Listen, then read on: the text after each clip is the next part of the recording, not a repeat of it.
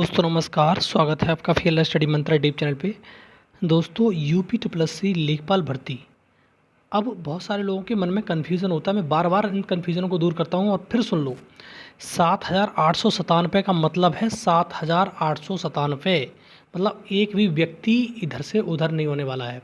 अब जो बहुत सारे लोग हम सोच रहे थे पहले याची लाभ मिल जाएगा, मुझे अब ये भी नहीं लगता इनको याची लाभ भी मिलेगा। लेकिन आप पर कोई भी बाल बांका नहीं कर पाएगा, ये बात मान लो।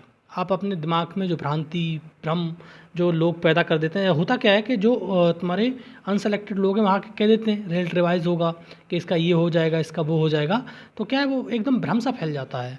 और हम एक अभी डर के माहौल में जी रहे हैं, तो एकदम से हम आशंकित हो जाते हैं कहीं ऐसा ना हो जाए रेल रिवाइज हो जाए, कहीं ऐसा ना हो जाए ये हो जाए। तो दोस्तों मैं शुरुआत से कह रहा हूँ कुछ नहीं होगा, बस हमें अपनी कोशिश करनी है। कोशिश नहीं करेंगे तो दिक्कत हो जाएगी। कोशिश में क्या करना है, सबसे बड़ी जो मुद्दा है वो तो है आपका फंडिंग वाला ही। तो आपको फंडिंग आपको करते रहना है, अगर आप रोकेंगे तो दिक्कत हो जाएगी। ठीक है, हमें एक तगड़ा वकील वहाँ पर जब हायर करके जाएंगे वहाँ पर 8 जुलाई को, तो एक ही तारीख में सब कुछ ही रायता समेटे और ये ख़त्म हो चीज़ें। ठीक है, इसीलिए आपको फंडिंग करनी है। और बहुत सारे लोगों ने फंडिंग कर दी है, जो आप रह गए वो फंडिंग ज़रूर करें, क्योंकि एक ही अकाउंट में फंडिंग होगी, किसी के अकाउंट में कोई भी फंडिंग करने की कोई भी ज़रूरत नहीं है। जो हमारे एक्स सर्विसमैन भाई हैं उन्हीं के अकाउंट में आपको फंडिंग करनी है। ठीक है दोस्तों, और हम शुरुआत से ही कह रहे हैं फंडिंग नहीं करोगे तो दिक्कत हो जाएगी। कैसे वकील खड़ा होगा, कैसे लड़ पाएंगे, ये आप समझ लो अब इस चीज़ के बारे में। ठीक है, तो कोई मतलब अपने अंदर कन्फ्यूज़न ना पाले कि ऐसा होगा और वैसा होगा, कुछ नहीं होने वाला है। 7,897 का मतलब है 7,897, इसमें कोई इफ एंड बट नहीं है। बस वही है, हमें प्रयास सबसे मैंने पहले बता दिया कि फंडिंग का है। दूसरा प्रयास हमें करना है, जैसे ही 4 जून जब आएगा, 4 जून को रिजल्ट आ जाएगा लोकसभा चुनाव का। जब रिजल्ट आएगा उसके बाद सरकार का जो फॉर्मेशन होगा, 10-12 दिन के ड्यूरेशन के बीच में फॉर्मेशन हो जाएगा सरकार का, तो उसके बाद एक तगड़ा धरना प्रदर्शन लखनऊ में करना ही पड़ेगा, इसमें कोई भी कुछ नहीं है। हाँ, और तीसरी बात यह है कि जो यहाँ पर गोरखपुर वाले हैं, जनता दरबार लगना स्टार्ट हो जाएगा, और वो गोरखपुर वाले जो साथी हैं जो वहाँ पर गोरखपुर मंडल के हैं, वो अच्छे से बेहतर से जानते होंगे कि कब लगता है कब नहीं लगता है। तो वहाँ पर भी जाके प्रयास करना पड़ेगा, योगी जी को इन चीज़ों के बारे में सूचित करना पड़ेगा। और जो ये गैंग बना के घूम रहे हैं, पैसा कमा लिया है उन्होंने खूब ढेर सारा, इनके बारे में भी अवगत कराना पड़ेगा कि इस प्रकार से ये भर्ती फंसाई जा रही है। अगर उन्होंने संज्ञान ले लिया तो फिर ये भर्ती में कुछ बचेगा ही नहीं, उन पर लट पड़ेगा, उनके घर में बिल्डोजर चल जाएगा। ठीक है, लेकिन यही चीज़ होनी चाहिए, क्योंकि इन लोगों ने बहुत ज़्यादा परेशान कर रखा है।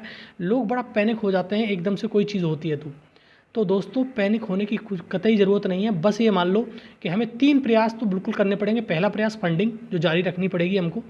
दूसरा प्रयास में हमको एक धरना प्रदर्शन करना पड़ेगा, जैसे ही सरकार का फॉर्मेशन होता है वैसे ही। और तीसरा, योगी जी से बार बार मिलना पड़ेगा, और तभी ये चीज़ें संभव हो पाएंगी 8 तारीख को सब कुछ खत्म हो जाए। ठीक है, तो हमें तीनों प्रयासों पे, तीनों मुद्दों पे एकदम अपने आप को ऐसे दिखाना है कि मजबूती के साथ हम एक ही हैं, एकजुट हैं। तो दोस्तों फिर हमें कोई भी नहीं रोक सकता। और दूसरी ये चीज़ तो अपने दिमाग से बिल्कुल कन्फ्यूजन हटा ही दो कि ये इसमें कोई आ जाएगा, ये इसका रिजल्ट रिवाइज हो जाएगा, ऐसा कुछ नहीं होता है और कभी नहीं हुआ है आज तक इस प्रकार से।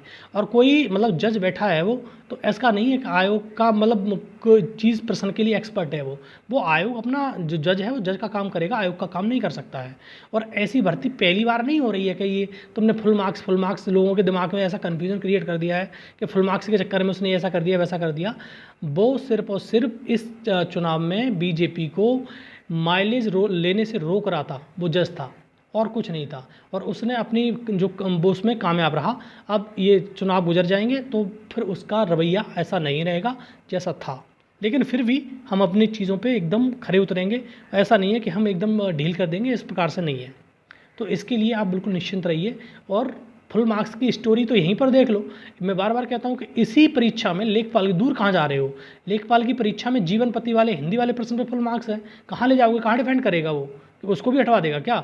अभी तुम्हारा IT इंस्ट्रक्टर की भर्ती उसमें रिवाइज आंसर की आई है, उसमें 4 पे फुल मार्क्स है, बंद दरोगा में कम 12 पे फुल मार्क्स था। तो ऐसे तो थोड़ी ना होता है कि वो कहेगा तो उस प्रकार से चलेंगे। वो चीज़ आयोग अपनी तरीके से जानता है और दुनिया अपनी तरीके से। वो जज है, जज का काम करेगा, आयोग आगे का काम करेगा। तो ये फुल मार्क्स के चक्कर में तो अपने दिमाग में कन्फ्यूजन क्रिएट करो मत, कुछ नहीं होने वाला है। आयोग सर्वोपरि है, आयोग से ऊपर जज नहीं हो सकता, ये बात मान लो। और मैं बार बार कहता हूँ, उज्ज्वला वाले प्रश्न में उज्ज्वला का जो मैटर था वो रिजल्ट आने से पहले था, रिजल्ट आने के बाद नहीं था। रिजल्ट आने से पहले था। और दूसरी बात, उज्ज्वला वाले प्रश्न में गलती थी, प्रश्न में ए गायब था, उसमें ए नहीं था उज्ज्वला में, ठीक है। उसके चक्कर में वो प्रश्न उसने कर दिया था। अब ऐसा इसमें नहीं कर सकता कि क्योंकि इसमें मोर देन वन ऑप्शन है, इसीलिए कन्फ्यूजन की क्रिएशन के दौर पे इसको फुल मार्क्स दिया गया है। तो ये सारी चीज़ क्लियर होंगी मेरिट के आधार पर, वो टेंशन ना लो।